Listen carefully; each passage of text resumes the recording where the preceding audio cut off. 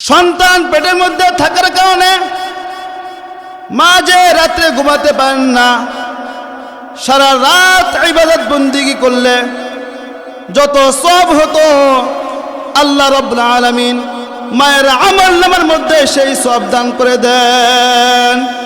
সুবহানাল্লাহ কইবেন না? একটু আস্তে।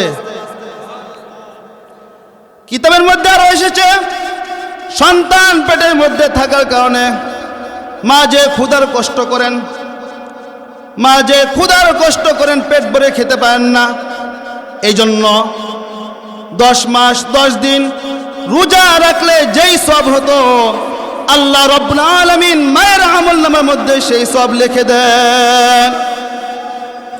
এই জন্য মা বাবার সম্মান করবেন তো ভাইরা। আল্লাহ রাসূল সাল্লাল্লাহু আলাইহি ওয়াসাল্লামের কাছে এক সাহাবী এসে জিজ্ঞাসা করলেন, ইয়া রাসূলুল্লাহ, কার খেদমত করব?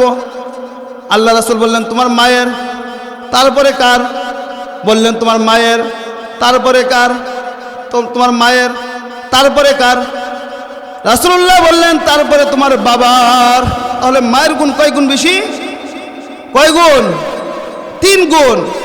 এই জন্য মা বাপকে সম্মান করতে হবে, মা বাপকে ইজ্জত করতে হবে, তাদের খেদমত করতে হবে, তাদের উপকার করতে হবে। বিশ্বনবী জনাবে মুহাম্মদুর রাসূলুল্লাহ সাল্লাল্লাহু আলাইহি ওয়াসাল্লাম মসজিদে নববীর মধ্যে বসা।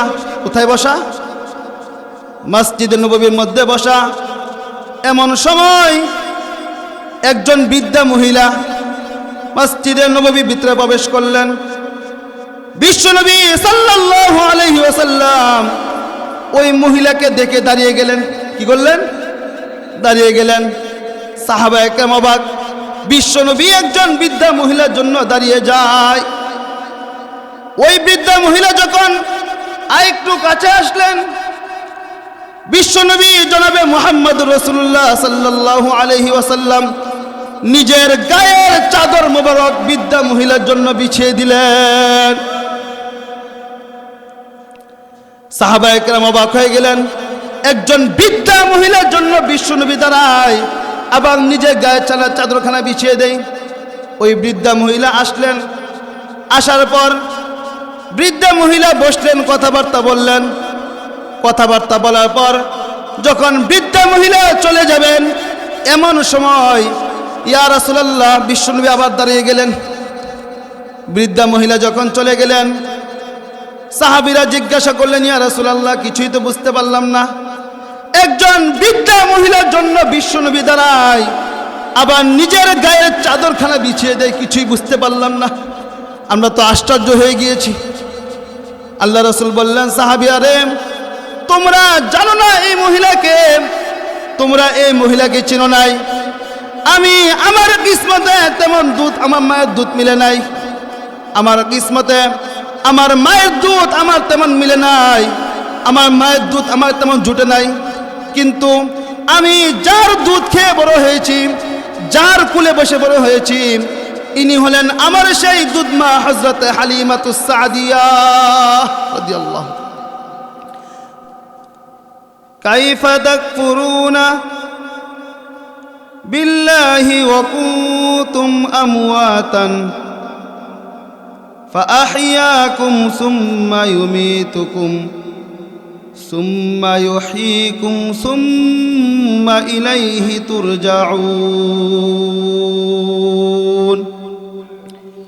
হে মানুষ, তোমরা কিভাবে কুফরি করো, কিভাবে অস্বীকার করো, আল্লাহর সাথে নাফরমানি করো। যে আল্লাহ তোমাদেরকে সৃষ্টি করেছেন,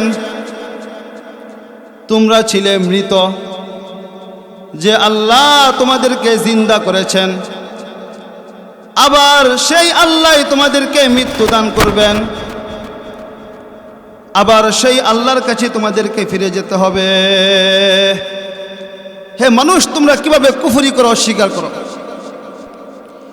তাহলে বোঝা গেল মানুষ জন্মের পূর্বে সব ছিল মৃত। সব কি ছিল?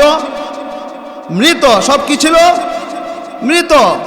এটা একটা বিজ্ঞানসম্মত কথা, এটা বৈজ্ঞানিক সত্য কথা যে মানুষ জন্মের পূর্বে সব ছিল মৃত। মানুষের উৎপত্তি কোত্থেকে হলো? কুরআনুল কারীম থেকে আপনি জেনে নেন যে মানুষের উৎপত্তি কোত্থেকে হলো। সন্তান মায়ের জরায়ুতে আসার পূর্বে সে ছিল পিতার শুক্রকীট এবং মায়ের ডিম্বাণু, অর্থাৎ স্টার মোটরজন এবং উভাম, এই দুইটির মধ্যে সে বিভক্ত ছিল। মায়ের বক্ষপিঞ্জর এবং পিতার পৃষ্ঠদেশ থেকে নির্গত এক ফোঁটা নাপাক পানি দিয়ে রব্বুল আলামিন তোমাকে আমাকে সৃষ্টি করেছেন। কুরআনুল কারীম বলতেছেন, হাল আতা আলাল ইনসানি হিনুম মিনাদ দাহরি লাম ইয়াকুন শাইআম মাযকুরা। হে মানুষ, মানুষের জীবনে কি এরকম একটা সময় এসেছিল না যখন সে উল্লেখযোগ্য বস্তু হিসেবে পরিগণিত ছিল না? তোমার নাম ছিল না, তোমার পরিচয় ছিল না, তোমার কিছুই ছিল না। দুনিয়ার কেউ তোমাকে জানতো না, দুনিয়ার কেউ তোমাকে চিনতো না, কিন্তু আল্লাহ রাব্বুল আলামিন তোমাকে মেহেরবানি করে, দয়া করে আল্লাহ তোমাকে সৃষ্টি করেছেন। তুমি কোরআন থেকে জেনে নাও, আল্লাহ তাআলা বলেন, ইন্না খলাকনাকুম মিন তুরাবিন সুম্মা মিন নুতফাতিন সুম্মা মিন আলাকাতিন সুম্মা মিন মুদগাহ। আল্লাহ রাব্বুল আলামিন বলতেছেন, মানুষ আমি তোমাকে সৃষ্টি করেছি, মাটির উপাদান থেকে তৈরি করলাম। কোত্থেকে? মাটির উপাদান থেকে তৈরি করলাম। বাপের স্টার মোটরজন এবং মায়ের উভাম, এই দুটোতে মিলে এক ফোঁটা নাপাক পানিকে আমি রক্তে রূপান্তরিত করলাম এবং সেই রক্তপিণ্ডকে আমি রব্বুল আলামিন গোশতে বানালাম। কুচি কুচি হাড় দিয়ে একটা বডি, একটা স্ট্রাকচার তৈরি করলাম। কি তৈরি করলাম? স্ট্রাকচার তৈরি করলাম। ফাকাসাউনাল ইযামা লাহমা, গোশত দিয়ে, রগ দিয়ে, চামড়া দিয়ে, সুন্দর করে ছাউনি দিয়ে আমি রব্বুল আলামিন মায়ের পেটের ভিতরে তোমাকে সৃষ্টি করেছি। ফি করারিম মাকিন, একটা সুরক্ষিত জায়গায়। কোথায়? একটা সুরক্ষিত জায়গায়, যেখানে পৃথিবীর কোনো জার প্রবেশ করতে পারে না, যেখানে পৃথিবীর কোনো রোগ প্রবেশ করতে পারে না, কোনো ঠান্ডা, কোনো কাশি কিছুই প্রবেশ করতে পারে না, কোনো জ্বর, কোনো মাথা ব্যথা, কোনো পা ব্যথা, কোনো ঠ্যাং ব্যথা, কোনো কিছুই প্রবেশ করতে পারে না। এমন একটা ইন্টেনসিভ কেয়ার, এমন একটা ইউনিটি ভিতরে রব্বুল আলামিন আমাকে আপনাকে সৃষ্টি করেছেন, ঠিক কিনা? এরপরে আল্লাহ তাআলা বলতেছেন, এরপরে মানুষ তোমরা কিভাবে কুফরি করো, নাফরমানি করো, স্বীকার করো। একটা ঘটনা শোনাই। আল্লাহ রাব্বুল আলামিন হযরত আজরাইলকে জিজ্ঞাসা করলেন। কাকে? আজরাইল আলাইহিস সালাতু ওয়াস সালামকে জিজ্ঞাসা করলেন, আজরাইল জীবনে কখনো মনের ভিতরে কষ্ট পেয়েছিলে কিনা? কাকে জিজ্ঞাসা করলেন? বলেন কে? আজরাইলকে কে জিজ্ঞাসা করলেন? আল্লাহ। আল্লাহ আজরাইলকে জিজ্ঞাসা করলেন, জীবনে কখনো মনের ভিতরে কষ্ট পেয়েছিলে কিনা? আজরাইল আলাইহিস সালাতু ওয়াস সালাম বললেন, আল্লাহ দুইবার পেয়েছিলাম। কয়বার? মানুষের জান কবজ করতে গিয়ে আমি দুইবার কষ্ট পেয়েছিলাম। আল্লাহ তাআলা জিজ্ঞাসা করলেন, কখন কখন কষ্ট পেয়েছিলে? আজরাইল আলাইহিস সালাতু ওয়াস সালাম বললেন, আল্লাহ একবার একটা সমুদ্রের মধ্যে, অনেক বড় একটা সমুদ্র, ওই সমুদ্রের মধ্যে একটা নৌকার মধ্যে, একটা জাহাজের মধ্যে একটা মহিলা ছিল। ওই মহিলাটা ছিল গর্ভবতী। কি ছিল? গর্ভবতী, প্রেগন্যান্ট ছিল। ওই মহিলার পেটের মধ্যে একটা বাচ্চা ছিল। ওই জাহাজটা ডুবে গিয়েছিল। জাহাজটা ডুবে যাওয়ার পর আল্লাহ রাব্বুল আলামিন ওই জাহাজ থেকে একটা তক্তা বের হয়ে গিয়েছিল। ওই তক্তাটা পানির উপরে ভাসতেছিল। কোথায় ভাসতেছিল? পানির উপরে ভাসতেছিল।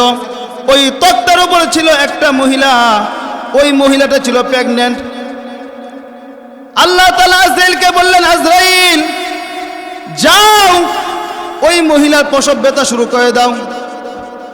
আজরাইল আলাইহিস সালাতু ওয়াস সালাম প্রসব ব্যথা শুরু করে দিলেন। ওই মহিলা ওই তক্তার উপরে এই বাচ্চাটাকে প্রসব করলো। বাচ্চাটাকে প্রসব করার পর ওই মহিলা নিচে পড়ে গেল, তক্তার নিচে পড়ে গেল। তক্তার নিচে পড়ে যাওয়ার পর ওই মহিলা নিজে নিচে চলে গেল, নিজে নিচে পড়ে গেল। কিন্তু ওই তক্তাটাকে ওভাবে হাত দিয়ে ধরে রাখলো। কি করলো? ধরে রাখলো, যাতে বাচ্চাটা ঢেউয়ের কারণে বাচ্চা এদিক সেদিক না হয়। এই জন্য ওই মহিলা ওই তক্তাটাকে এভাবে হাত দিয়ে ধরে রাখলো। আল্লাহু আকবার! মার কত দরদ! মা নিজের জান চলে যাচ্ছে, আমার জান চলে যাক কিচ্ছু আছে যাই না, কিন্তু আমার বাচ্চা বেঁচে যাক। মা ওই তক্তাটাকে ধরে রাখলো। এমন সময় আল্লাহ রাব্বুল আলামিন আজরাইলকে বললেন, আজরাইল যাও মায়ের জানটা কবজ করে নিয়ে আসো। কি করে নিয়ে আসো? কার জান? মায়ের জান। আজরাইল আলাইহিস সালাতু ওয়াস সালাম আল্লাহকে বললেন, আল্লাহ এই অবস্থায় যদি মায়ের জানটা কবজ করে নিয়ে আসি তাহলে বাচ্চার জীবন শেষ। বাচ্চা বাঁচবে? বলেন। আল্লাহ তাআলা আজরাইলকে বললেন, আজরাইল ভবিষ্যৎ তুমি জানো না, ভবিষ্যৎ আমি জানি। তোমাকে জান কবজ করার অনুমতি দিয়েছি, তুমি জান কবজ করে নিয়ে আসো। আজরাইল আলাইহিস সালাতু ওয়াস সালাম যখন ওই মহিলার জানটা কবজ করতে গিয়েছিলেন তখন মনের ভিতরে একটু কষ্ট পেয়েছিলেন। কে কষ্ট পেয়েছে? আজরাইল। যাকে জান কবজ করার দায়িত্ব দিয়েছে সে কষ্ট পেয়েছে। আল্লাহু আকবার! আজরাইল বলল, আল্লাহ ওই মহিলা যখন জান কবজ করতে গিয়েছিলাম তখন আমার মনে ভিতরে একটু কষ্ট লেগেছিল। আল্লাহ এই বাচ্চাটা দিয়ে মার জানটা কবজ করি, কি করে বাচ্চাটা কি হবে? আল্লাহ তাআলা বললেন, আজরাইল রে ভবিষ্যৎ আমি জানি, ভবিষ্যৎ তুমি জানো না। আমি রব্বুল আমিন এই বাচ্চাটাকে বাঁচাবো। কে বাঁচাবেন? কে বাঁচাবেন? কে বাঁচাবেন? আল্লাহ তাআলা আজরাইলকে জিজ্ঞাসা করলেন, দ্বিতীয়বার আবার কখন কষ্ট পেয়েছিলেন? আজরাইল আলাইহিস সালাতু ওয়াস সালাম বললেন, আল্লাহ আরেকবার যখন সাদ্দাত জান্নাত তৈরি করেছিল। কি তৈরি করেছিল? সাদ্দাত যখন জান্নাত তৈরি করেছিল, বেচারা এত কষ্ট করে এত মেহনত করে জান্নাতটা তৈরি করলো, সব কিছু কমপ্লিট করলো। 1.5 থেকে 2 যুগ লাগে কষ্ট করে জান্নাত তৈরি করলো। জান্নাত তৈরি করার পর যখন জান্নাতটা উদ্বোধন করবে, জান্নাতের মধ্যে প্রবেশ করবে, এত কষ্ট করে জান্নাতটা তৈরি করছে, একটু দেখবে না? দেখার জন্য সাদ্দাত যখন উদ্বোধন করবে, যখন তার শরীর থেকে একটা পা নিচে রাখলো। কয়টা পা? একটা পা নিচে রাখলো। আল্লাহ রাব্বুল আলামিন আজরাইলকে বললেন, আজরাইল যাও আরেকটা পা নিচে রাখার আগে তার জানটাকে কবজ করে নিয়ে আসো। আজরাইল আলাইহিস সালাতু ওয়াস সালাম বললেন, আল্লাহ এই সাদ্দাতের জান কবজ করতে গিয়ে আমার মনে কষ্ট পেয়েছিলাম, মনের মধ্যে একটু কষ্ট লেগেছিল। বেচারা এত কষ্ট করে এত মেহনত করে জান্নাতটা তৈরি করলো, এক নজর দেখারও সুযোগ হইল না। সুযোগ হয়েছে? সুযোগ হয়েছে? আল্লাহ তাআলা বললেন, আজরাইল রে তুই তো ভবিষ্যৎ জানিস না, তাহলে আমি তোকে ভবিষ্যৎ বলি। ভবিষ্যৎটা হলো, ওই যে সমুদ্রের মাঝখানে আমি একটা ছেলে একটা মেয়ে একটা মহিলা জান কবজ করেছিল না? ওই মহিলা একটা বাচ্চাকে ধরে রেখেছিল। আমি তোকে বলে দিচ্ছি ওই বাচ্চাটাই হলো এই সাদ্দাত। কে? ওই বাচ্চাটাই কি? সাদ্দাত। আল্লাহ তাআলা বলতে যাচ্ছেন, আজরাইল এই বাচ্চাটাকে আমি এত কষ্ট করে আমি বাঘের দুধ পান করে তাকে বড় করেছিলাম, বাঘের দুধ পান করে আমি তাকে বড় করেছি। আজকে সে আমার নাফরমান হয়ে গিয়েছে, আমার বেঈমান হয়ে গিয়েছে, আমাকে অস্বীকার করেছে। এজন্য আল্লাহ তাআলা বলেন কাইফা তাকফুরুনা বিল্লাহি ওয়া কুনতুম আমওয়াতান ফাআহইয়াকুম সুম্মা ইউমীতুকুম সুম্মা ইউহয়ীকুম সুম্মা ইলাইহি তুরজাউন। হে মানুষ, তোমরা কিভাবে কুফরি করো, কিভাবে অস্বীকার করো, কিভাবে আল্লাহর সাথে নাফরমানি করো?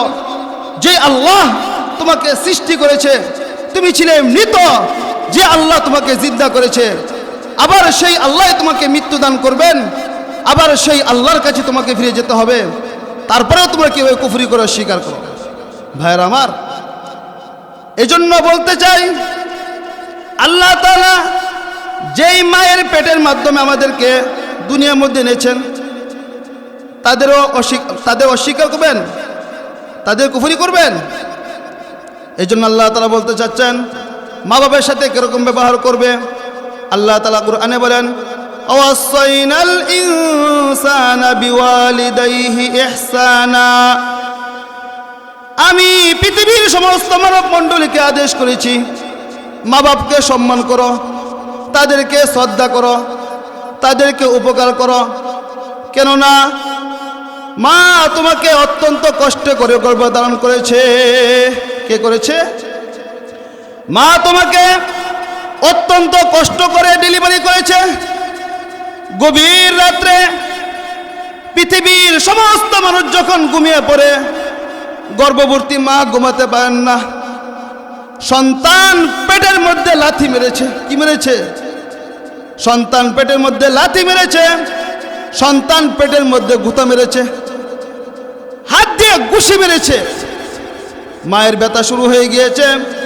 প্রচন্ড রাত, প্রচন্ড শীতের রাত, গায়ের থেকে লেপটা ফেলে দিয়ে মা আস্তে করে একবার দাঁড়ায়, আরেকবার বসে, আরেকবার দেয়ালের সাথে হেলান দিয়ে দাঁড়ায়। এভাবে কষ্ট করে মা রাতটা কাটিয়ে দেয়। আবার সারাদিন সংসারের জন্য কাজকর্ম করে, রান্নাবান্না করে সবাইকে খাওয়ায়। অবশেষে মা যখন খেতে গিয়েছেন, এমন সময় সন্তান পেটের মধ্যে লাথি মেরেছে। পেটের ক্ষুধা নিয়ে, খাবারের ক্ষুধা নিয়ে মা যখন খেতে বসেছেন, এমন সময় সন্তান পেটের মধ্যে লাথি মেরেছে। কি মেরেছে? সন্তান পেটের মধ্যে গুঁতো মেরেছে, সন্তান পেটের মধ্যে ঘুষি মেরেছে। মা খেতে পারলেন না, ব্যথা শুরু হয়ে গিয়েছে। মা খাবারের থালাটা ফেলে দিয়ে আস্তে করে মা একবার দাঁড়ায়, আরেকবার বসে, আরেকবার মা চোখের পানি ফেলে দেয়। এভাবে একদিন দুই দিন নয়, লাগাতার 10 মাস পর্যন্ত একটা জীবিত মানুষ আরেকটা জীবিত মানুষকে পেটের মধ্যে নিয়ে নড়াচড়া করে ঘোরাফেরা করে। কিতাবের মধ্যে এসেছে সন্তান পেটের মধ্যে থাকার কারণে মা যে রাত্রে ঘুমাতে পারেন না, সারা রাত ইবাদত বন্দেগী করলে যত সওয়াব হতো আল্লাহ রাব্বুল আলামিন মায়ের আমলনামার মধ্যে সেই সওয়াব দান করে দেন।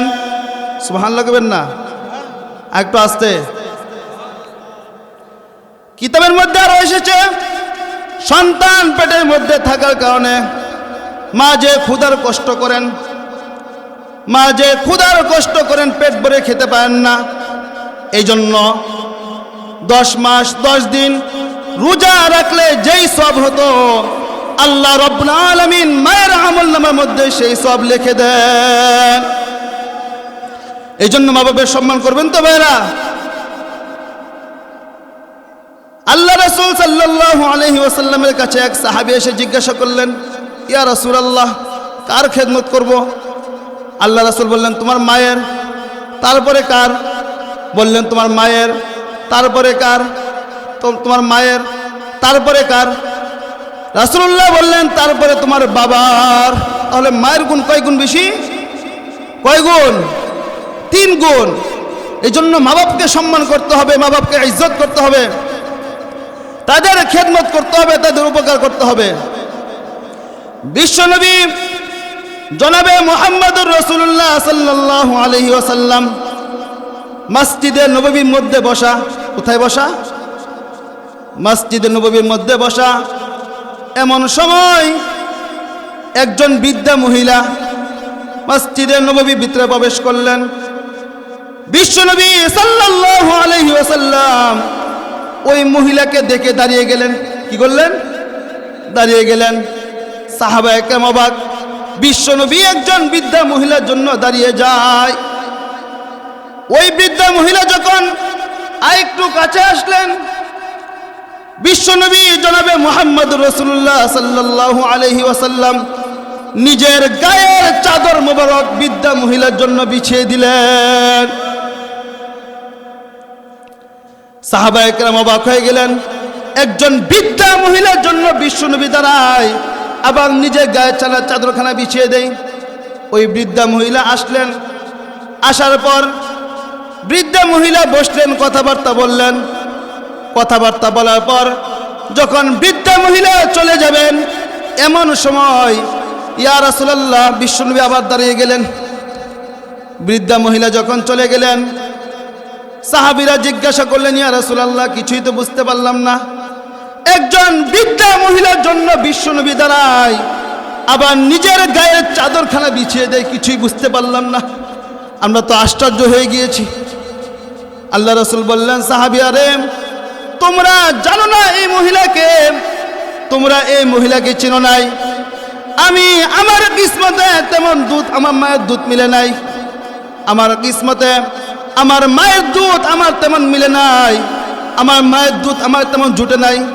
কিন্তু আমি যার দুধ খেয়ে বড় হয়েছি, যার কুলে বসে বড় হয়েছি, ইনি হলেন আমার সেই দুধ মা হযরত হালিমাতুস সাদিয়া রাদিয়াল্লাহু।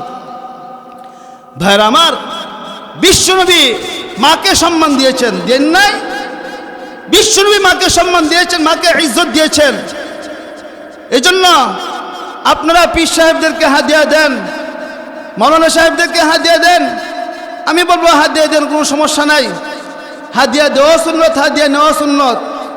কিন্তু আমি যেই কথাটা বলতে চাই সেটা হলো, পীর সাহেবকে হাদিয়া দিয়ে আল্লাহকে যত না খুশি করতে পারবেন, মাওলানা সাহেবকে হাদিয়া দিয়ে আল্লাহকে যত না খুশি করতে পারবেন, এই শীতের মৌসুমে মা বাপকে যদি একটা কম্বল হাদিয়া দেন, মাতা পিতাকে যদি একটা কম্বল হাদিয়া দেন, এক সেট শীতের পোশাক হাদিয়া দেন, মা বাপকে যদি খাওয়ান, আল্লাহর আরশ আজিম খুশি হয়ে যাবেন, আল্লাহ খুশি হয়ে যাবেন। এই জন্য মা বাপকে খাওয়ান, মা বাপকে সম্মান করেন, তাদের ইজ্জত করেন। আল্লাহ রাসূল বলেছেন, মা বাপ তোমার জান্নাত, মা বাপ তোমার জাহান্নাম। তাদের ইজ্জত করো, তাদের সম্মান করো। মা বাপ যদি খুশি হয়ে যায়, খোদার জান্নাত পেয়ে যাবে। আর যদি মা বাপ অসন্তুষ্ট হয়ে যায়, তাহলে খোদার জাহান্নামে যেতে হবে। সুবহানাল্লাহ। তাহলে মা বাপকে সম্মান করতে হবে কিনা, ইজ্জত করতে হবে কিনা? রাসূল বলেছেন, হুমা জান্নাতুকা ওয়া নারুকা। মা বাপকে যদি অসন্তুষ্ট করো, খোদার জাহান্নামে যাবে। আর মা বাপ যদি সন্তুষ্ট হয়ে যায়, খোদার জান্নাতে চলে যাবে। এজন্য ইসলামে নারীর মর্যাদা দেয় নাই, কে দিয়েছে? আল্লাহ দিয়েছেন, আল্লাহ রাসূল দিয়েছেন। হযরতে বাইজিদ বুস্তামি রাহমাতুল্লাহি আলাইহি, ছোট বাচ্চা ছেলে, মা অসুস্থ, গভীর রাত্রে মা পানি পিপাসায় জেগে উঠেছেন। বললেন, বাবারে পানি পিপাসায় মরে গেলাম।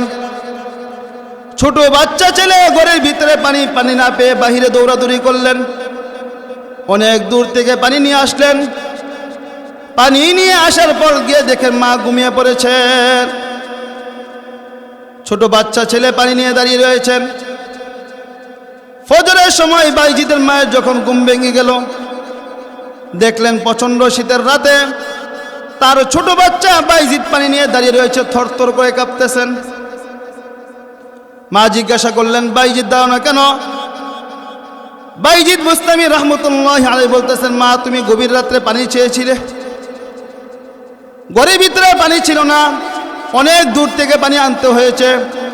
পানি এনে দেখি মা তুমি ঘুমিয়ে পড়েছ। মা বললেন, পানিটা রেখে ঘুমিয়ে পড়তে?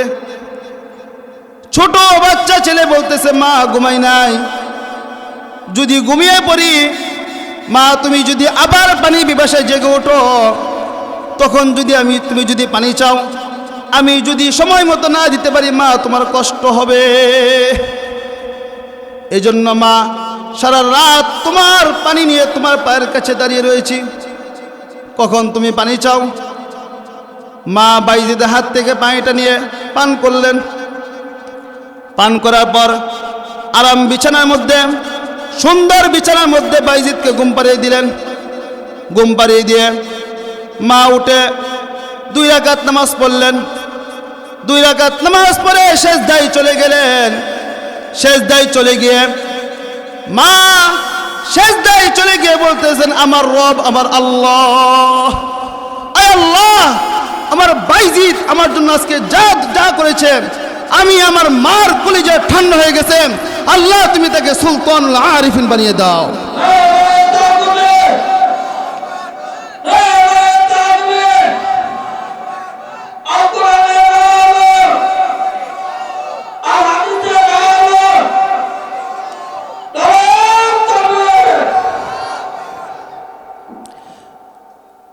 ভাইয়েরা আমার, মা বাবার খেদমত করবেন তো। হযরতে আবু হুরায়রা রাদিয়াল্লাহু তাআলা আনহু, আল্লাহ রাসূলের একজন সাহাবী। হযরতে আবু হুরায়রা গভীর রাত্রে আল্লাহ রাসূলের দরবারে গিয়ে কান্নাকাটি করতেছেন। আল্লাহ রাসূল জিজ্ঞাসা করলেন, আবু হুরায়রা কান্নাকাটি করো কেন? হযরতে আবু হুরায়রা বললেন, ইয়া রাসূলুল্লাহ, আমার মা আমাকে মেরেছে। কে মেরেছে? মা। আল্লাহ রাসূল জিজ্ঞাসা করলেন, কোনো গুস্তাখি করেছো নাকি? কোনো বেয়াদবি করেছো নাকি? হযরতে আবু হুরায়রা বললেন, ইয়া রাসূলুল্লাহ, কোনো গুস্তাখি করি নাই, কোনো বেয়াদবি করি নাই। তাহলে তোমার মা তোমাকে মারলো কেন?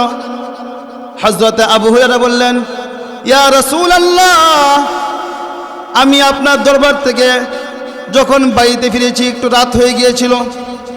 আমার মা কাফের বেঈমান, এখনো পর্যন্ত ঈমান আনে নাই। কি করে নাই? ঈমান আনে নাই। আমার মা হইল কাফের। আমি যখন বাড়িতে ফিরেছি এমন সময় মা আমাকে জিজ্ঞাসা করলো, আবু হুরায়রা, এত রাত পর্যন্ত তুমি কোথায় ছিলে? আমি বললাম, মা, যেই দরবার চুমা খাইতে পারলে বিশ্ববাসী নিজেদেরকে ধন্য মনে করেন, সেই দরবারে নবী থেকে আসতে আমার দেরি হয়েছে।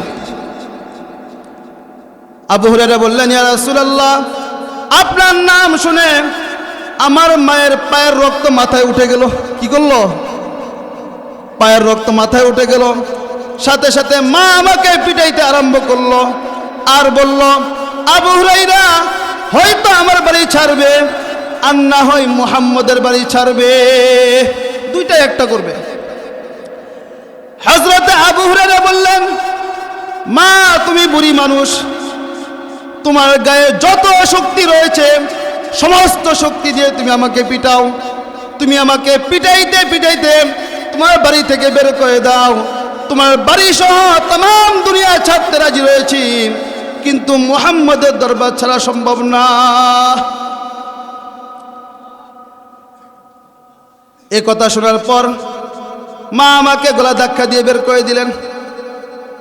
আল্লাহ রাসূল বলতেছেন, আবু হুরায়রা, তুমি কি তোমার মায়ের বিরুদ্ধে আমার কাছে নালিশ করতে এসেছো? কি বললেন? নালিশ করতে এসেছো? আল্লাহ রাসূল বললেন, ইয়া রাসূলুল্লাহ, আমি আমার মায়ের বিরুদ্ধে নালিশ করতে আসি নাই। তাহলে বলো কি জন্য এসেছো? আল্লাহ রাসূল বলতেছেন, এখানে তোমার মা মেরেছে, এখানে তো আমার কিচ্ছুই করার নাই। আল্লাহু আকবার। তোমার মা তোমাকে মেরেছে, এখানে আমার কিচ্ছুই করার নাই। এত বড় পাওয়ারফুল নবী, এত বড় পাওয়ারফুল নবী, লেজিসলেটিভ পাওয়ার আল্লাহ যাকে দিয়েছেন, সেই বিশ্ব নবী বলতেছে তোমার মা তোমাকে মেরেছে, এখানে আমার কিচ্ছুই করার নাই। আল্লাহ রাসূল বলতেছেন, তোমার মা তোমাকে মেরেছে, এখানে তো আমার কিচ্ছুই করার নাই। হযরতে আবু হুরায়রা বললেন, ইয়া রাসূলুল্লাহ, আমি তো আমার মায়ের বিরুদ্ধে নালিশ করতে আসি নাই। কি করতে আসি নাই? মায়ের বিরুদ্ধে নালিশ করতে আসি নাই। আল্লাহ রাসূল জিজ্ঞাসা করলেন, কেন এসেছো? হযরতে আবু হুরায়রা বললেন, ইয়া রাসূলুল্লাহ, আমি এসেছি আমি আপনার দরবারে এসেছি, আমি জানি বিশ্বনবী যদি হাত উঠে দোয়া করেন আল্লাহ রাব্বুল আলামিন সেটাকে মঞ্জুর করে নেন। এই জন্য আমি এসেছি, আপনি আমার মায়ের হেদায়েতের জন্য একটু দোয়া করে দিন।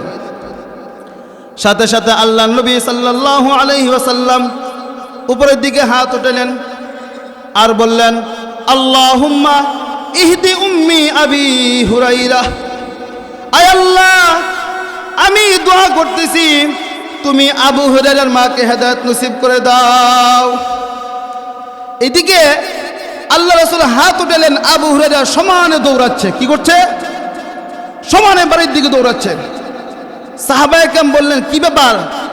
আবু হুরায়রা একজন শান্তশিষ্ট মানুষ, একজন ভদ্র মানুষ, কোনো সময় কোনো ঝগড়াঝাটি করে না, কোনো বেয়াদবি করে না, আবু হুরায়রা দৌড়ায় কেন? এজন্য সাহাবায়ে কেরাম পিছন থেকে জামা টেনে ধরেছেন। কি করেছেন? জামা টেনে ধরেছেন। আবু হুরায়রা দৌড়াও কেন? তুমি তো একজন ভদ্র মানুষ, তুমি একজন শান্ত শিষ্ট মানুষ, তুমি দৌড়াও কেন? হযরতে আবু হুরায়রা বললেন, হে আমার সাহাবীরা, তোমরা আমাকে ছেড়ে দাও, আমি দৌড়ে বাড়ি গিয়ে দেখতে চাই আমি আগে পৌঁছাই না, আমি নাকি বিশ্বনবীর দোয়া আমার বাড়িতে আগে পৌঁছে যায়,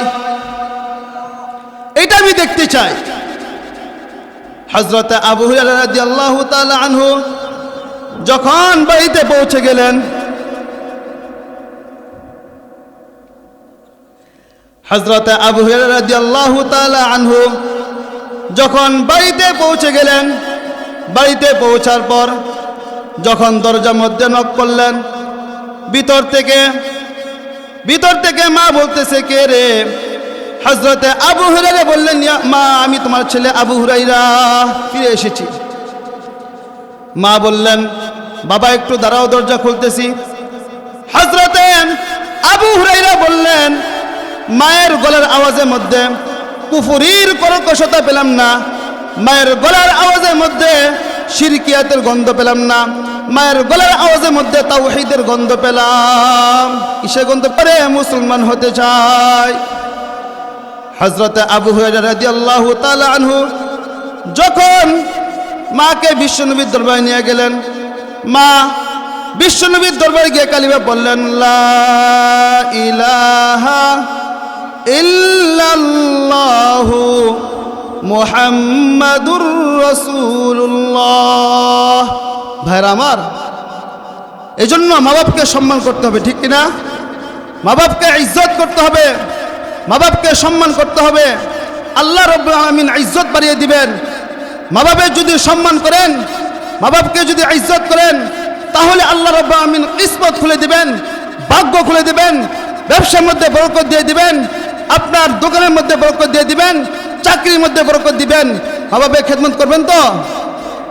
আমাদের পীর সাহেব চলে এসেছেন, তারপরে আমি 2-4 মিনিট আমি আলোচনা শেষ করে ফেলবো ইনশাআল্লাহ।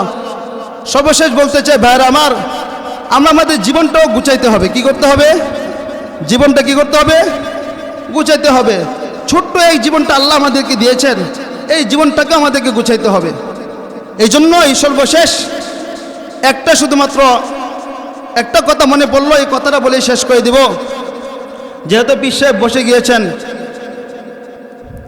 সেই কথাটা কি?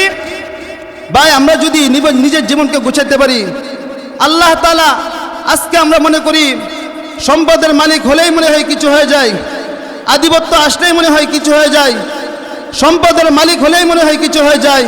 না না না না, যালিকা মাতাউল হায়াতিদ দুনিয়া, এটা তো হলো দুনিয়ার খেল, এটা তো হলো দুনিয়ার রং তামাশা। আল্লাহ দুনিয়ার কোনো জিনিস দেখেন না, আল্লাহ দুনিয়ার কোনো জিনিস দেখবেন না। আল্লাহ দেখবেন ছোট্ট এই জীবনটাকে গড়েছে কে? কি দেখবেন? ছোট্ট এই জীবনটাকে গড়েছে কে? মনে পড়ে যায় ফেরাউনের বাড়ির কাজের বুয়া, কাজের মহিলার কথা। নাম ছিল তার মাস্তা। নাম কি ছিল? মাস্তা। 2500 বছর পরেও তার কবর থেকে সুঘ্রাণ আসতেছে। কত বছর পর? 2500 বছর পর। বিশ্বনবী আল্লাহ রাসূল সাল্লাল্লাহু আলাইহি ওয়াসাল্লাম যখন মেরাজের রাত্রে যখন মেরাজে যাচ্ছিলেন, কোথায় যাচ্ছিলেন? মেরাজে যাচ্ছিলেন।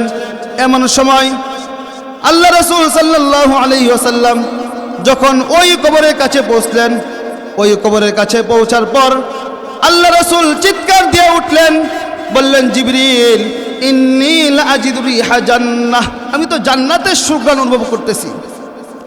জিবরিল আলাইহিস সালাতু ওয়াস সালাম মুস্কি হাসি দিয়ে বললেন, ইয়া রাসূলুল্লাহ, এটা জান্নাতের সুগন্ধ না। কিসের সুগন্ধ না? এটা জান্নাতের সুগন্ধ না, এটা তো হলো ফেরাউনের বাড়ির কাজের বুয়া, কাজের মহিলার কবরের সুঘ্রাণ। আল্লাহ রাসূল জিজ্ঞাসা করলেন, কতদিন পর্যন্ত আসতে থাকবে?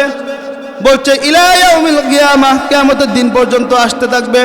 কুল্লু মাইয়ামুর, যেই এই কবরের পাশ দিয়ে অতিক্রম করতে যাবে, যেই এই কবরের পাশ দিয়ে অতিক্রম করবে, সেই এই কবরের কাছে দাঁড়াতে বাধ্য হবে। আল্লাহ রাসূল সাল্লাল্লাহু আলাইহি ওয়াসাল্লাম জিবরিলকে বললেন, জিবরিল পুরা কাহিনীটা বললে তো আমার উম্মতকে বলতে সহজ হইতো। সহজ হইতো না?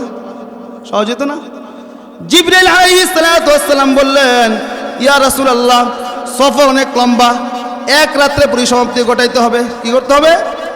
এক রাত্রে পরিসমাপ্তি ঘটাইতে হবে, প্রত্যেক জায়গায় সময় ব্যয় করা চলবে না। আল্লাহ রাসূল সাল্লাল্লাহু আলাইহি ওয়াসাল্লাম যখন এই কথা যখন জিবরিল বললেন, আল্লাহ তাআলা সাথে সাথে উপর থেকে ওহী নাযিল করে বললেন, জিবরিল আজকে তো মেহমান দেখা হবে। মেহমান কি দেখা হবে? মেহমান। বন্ধু আমার মেহমান, মেহমান হিসেবে আসতেছে বন্ধু। আজকে বন্ধু যা চাই তোমাকে তাই করতে হবে জিবরিল। তোমাকে সময় লম্বার দিকে দেখতে হবে না, সফর লম্বা বলে কোনো কথা নাই, রাত শর্ট বলে কোনো কথা নাই, তোমাকে এগুলো দেখতে হবে না। আজকে তো বন্ধু যা চাই তোমাকে তাই করতে হবে জিবরিল। শোনাও কাহিনী দাঁড়িয়ে কি ঘটনা ঘটেছে। জিবরিল আলাইহিস সালাতু ওয়াস সালাম বললেন, ছোট্ট মেয়ে, বাচ্চা মেয়ে, ছোট্ট মেয়ে হাতে শিরনে পড়ে গেছে হাত থেকে। এমন সময় বিসমি রাব্বিল আলামিন বলে উঠাইতেছে। কি বলে? বিসমিল্লাহির রহমানির রহিম বলে উঠাইতেছেন। বাচ্চা মেয়ে যখন বিসমিল্লাহির রহমানির রহিম বলে উঠাইতেছেন, এমন সময় পিছন থেকে ফেরাউনের পালক মেয়ে দৌড়ে এসে তার হাত ধরে বলল, মাস্তা আইয়ু রব্বিন সাম্মাইতি, মাস্তা তুই কোন রবের নাম নিলে? আলাইসা আবুনা রব্বুনাল আলা, আমাদের বাবা কি বড় খোদা না? কি বললেন? আমাদের বাবা কি বড় খোদা না? তুই কোন রবের নাম নিলে? তো মাস্তা বলতেছে, তুই শুনবে কোন রবের নাম নিয়েছি? আল্লাযী রব্বি রব্বাকি রব্বা আবাকি রব্বাল আলামিন, যে আমার রব, যে তোর রব, যে বিশ্ব জগতের রব, যে তোর বাপের রব, সেই রবের নাম নিয়েছি। আল্লাহু আকবার। যখন এই কথা বললেন যে যে বিশ্ব জগতে তো এরকম একটা রবের নাম নিয়েছি, তো এই কথা বলার পর সাথে সাথেই মাস্টার যখন এই কথা বললেন, তো ওই ছোট্ট মেয়ে দৌড়ে গিয়ে বাবাকে জিজ্ঞাসা করলো, আবি আলাস্তা রব্বুনাল আলা, বাবা তুই কি আমাদের বড় খোদা না? বাবা বলতেছে, বালা অবশ্যই, আমি তো তোদের বড় খোদা। বলছে, আখবারাতনি রব আখবারাতনি মাস্তা, আমার বাড়ির কাজের বুয়া আমাকে সংবাদ দিয়েছে, আন্না লানা রব্বি, আমাদের নাকি একজন রব রয়েছে, আল্লাযী রব্বি, যে আমার রব, ও রব্বাকি, যে তোর রব, ও রব্বা আবাকি, ও রব্বা মাস্তা, যে মাস্তার রব, ও রব্বাল আলামিন, যে বিশ্ব জগতের রব, এমন একটা রব নাকি আমাদের রয়েছে। ফেরাউন বলল, ডাকাতি তো ডাকাতি, আমার বাড়িতে ডাকাতি, চুরি তো চুরি, আমার বাড়িতে চুরি, তুই আমার খাস, আমার পরিস, আমার বাড়িতে চুরি করা শুরু করেছিস। ডেকে নিয়ে আসো ওকে। যখন ডেকে নিয়ে আসা হলো, জিজ্ঞাসা করলো, মাস্টার তুই আমার মেয়েকে কোন রবে সুসংবাদ দিয়েছিস? তো বলতেছেন, তুমি কি জানো না, তুমি কি জানো না আমি কোন রবে সুসংবাদ দিয়েছি? তুমি কি জানতে চাও কোন রবে সুসংবাদ দিয়েছি? কয় শোনা, কোন রবে সুসংবাদ দিয়েছি?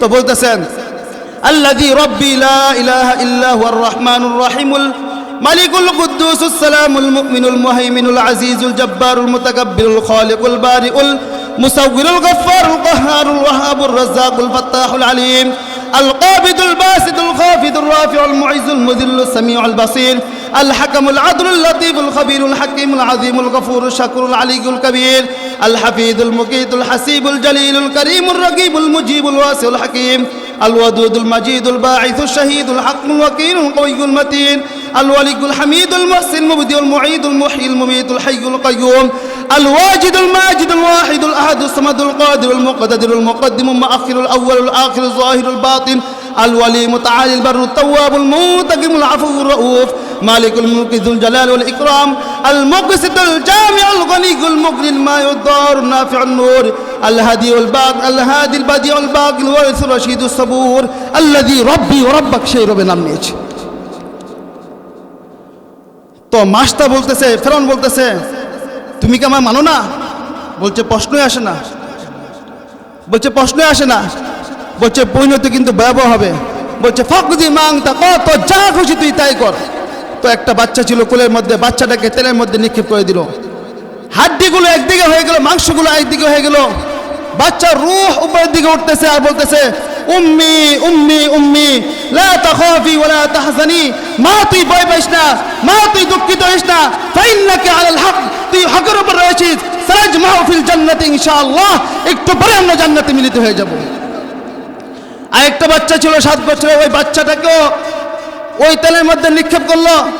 ওই বাচ্চার রূহ উপরের দিকে উঠতেছে আর হাড্ডিগুলো একদিকে হয়ে গেল, মাংসগুলো একদিকে হয়ে গেল, রূহ উপরের দিকে উঠতেছে আর বলতেছে উম্মি উম্মি উম্মি লা তাখাফি ওয়া লা তাহজানি, মা তুই ভয় পাইস না, মা তুই দুঃখিত হইস না, ফাইন্নাকা আলাল হকমি, তুই হকের উপর রয়েছিস, সারাজমাউ ফিল জান্নাতি ইনশাআল্লাহ, একটু পরে আমরা জান্নাতে মিলিত হয়ে যাব।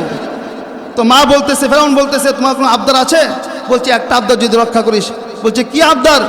বলছে আমি যখন মারা যাব তখন আমার হাড্ডিগুলো, আমার মাংসগুলো এবং আমার মেয়ে, 2 মেয়ের হাড্ডি বা মাংসগুলো একটা কবরের মধ্যে রেখে দিস। ফেরাউন বলতেছে ঠিক আছে, তোমার আবদার রক্ষা করা হবে।